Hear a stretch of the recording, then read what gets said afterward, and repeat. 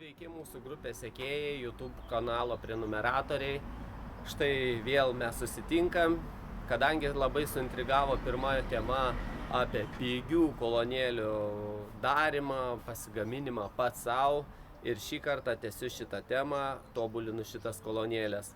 Kad pagerinti vidutinį dažnį, kuris man praeitam video labai nepatiko rasti mano Fostex, senų laikų vintažiniai grojo tikrai labai prastai, tai dibisiai, kurie man sudeginti buvo vaikų, bus pakeisti vėl į dibisiai. Kiek mačiau, rinkoje kainuoja tik 10 eurų, viena kolonėlė dar neturi viduje padarytos vidutiniam dažniam dėžutė, suklijuosiu.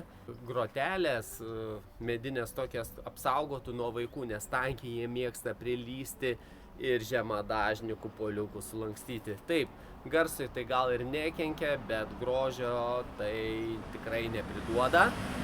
Kad namuose neužsiteršti, žmona nepyktų nuo visokių šiukšlių, lendam į garažiuką. Garsiakalbių išsipjaušiau. Pažinsiu šitas plokštės, aš radau prie konteinerio, tiesiog pasiėmiau jas, išsipjaušiau ir panaudosiu apsauginiam groteliam padaryti. Atrodys tikrai neblogai. Užtrauksiu juodą medžiagą ir atrodys labai originaliai. Gerai, kad senais laikais buvau specialius laikikliukus nupirkęs iš audio specializuotos internetinės parduotuvės, lyg tai audio hobby.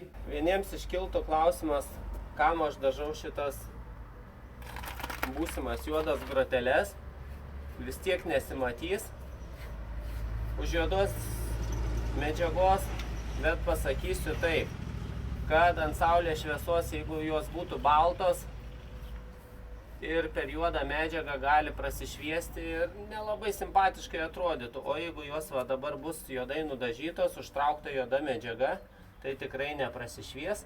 Tai jeigu kažkas darysite savo, nereikia labai čia dailiai dažyti, bet rekomenduoju visada nusidažyti groteles, tą formą, karkasą juodai ir tik tada aptraukti plona juoda medžiaga ir bus apsaugotos nuo mažų vaikų, kurie mėgsta kišti savo pirštukus ten, kur jiems nelabai vertėtų ir kad nebūtų bereikalingų pykčių.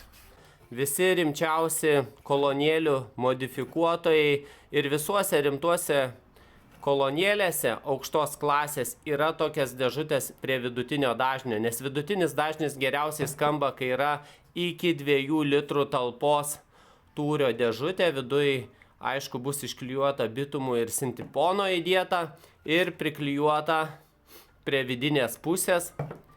O kodėl, paklausite, kitose kolonėlėse nėra tokių dėžučių? Todėl, kad tai gamybos kaštai, kaip ir su kondensatoriais geresniais deda elektrolitinius taupydami pinigus, kurie skamba tikrai prastai.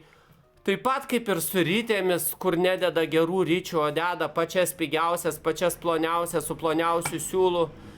Kaip ir su sintiponu neklijuoja, tai ir dėžučių neklijuoja. Taupydami pinigus, norėdami įteikti kuo pigesnį jums produktą, ypač naujokam, kurie nieko nesupranta, tai ir tokių dėžučių.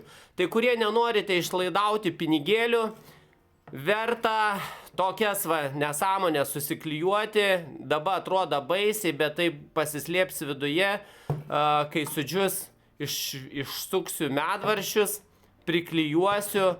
Ir tikrai jinai savo funkciją atliks. Jeigu norite geresnių vidutinių dažnių, geresnio balso, daro tokias dėžutės vienareikšmiškai, pigiuose projektuose, nes daugelis su manim susisiekė žmonių, kurie modifikuoja savo pigias kolonėlės, dar nepasiruošę investuoti į geresnes, daugiau pinigų ir klausia, kaip būtų galima pagerinti garsą. Džiaugiasi žmonės, kas jau pagerino, man dėkoja už patarimus.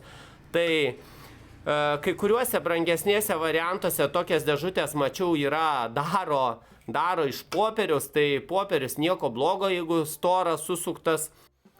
Tai pagal Truelsą šitos dėžutės vidutiniam dažniui turi būti iki 2 litrų. Laikomės rekomendacijų audiofilų, kurie jau patyrė šitoje srityje ir žiūrime, kaip daro tikras high-endinės kolonėlės. Bandom, kopijuojam, darom ir patys. Iš parduotuvės parsivežiau aš tokį vidutinio dažnio garsiakalbį. Padarysim unboxingą. Man toks panašus, labai panašaus modelio atlaikė beveik 10 metų, gal nedaugiau.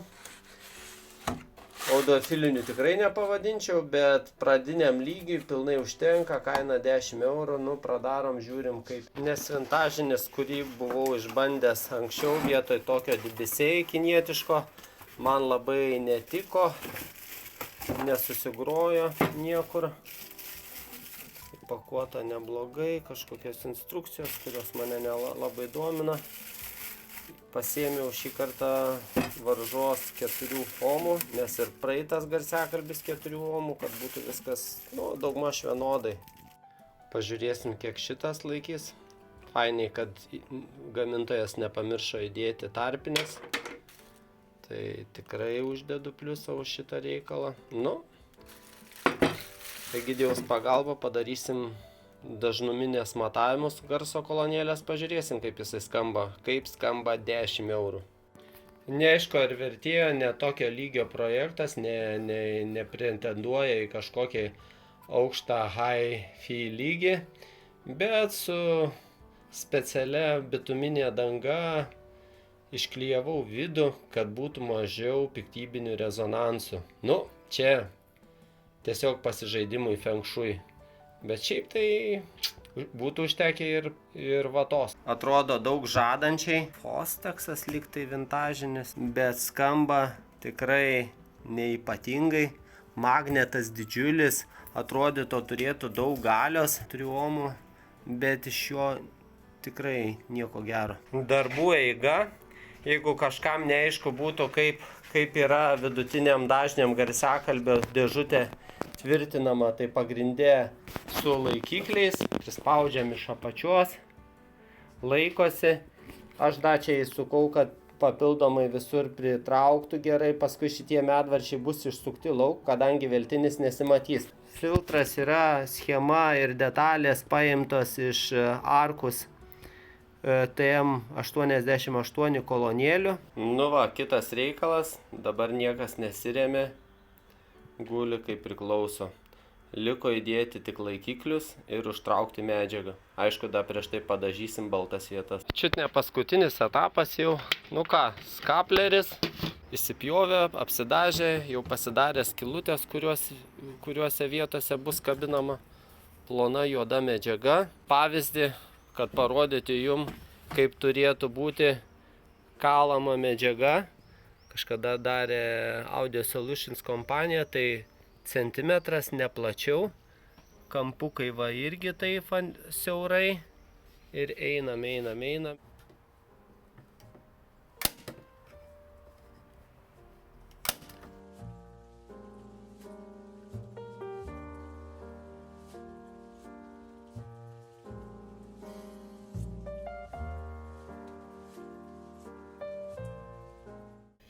Išlūžo šitas. Nekokybiškas, kas labiausiai man nepatinka, balto metalo. Dabar žiūriu, magnetinasi, matot, reiškia labai blogai muzikos kokybei. Dažniausiai tie metalai, kurie magnetinasi, netinkami. Nusipirkau, tikėtina taip pat kinietiški, nes kaina tik 2 eurai, žiūrima ar magnetinasi. Taip pat magnetinasi. Ale žalvariniai, bet realiai tik nudažyti. Bent prijungimas bus patogesnis, tai ką gaunam už 2 eurus. Šitie bus pakeisti šituos, bet šitas metalas neapsigaukit, taip pat nieko gero.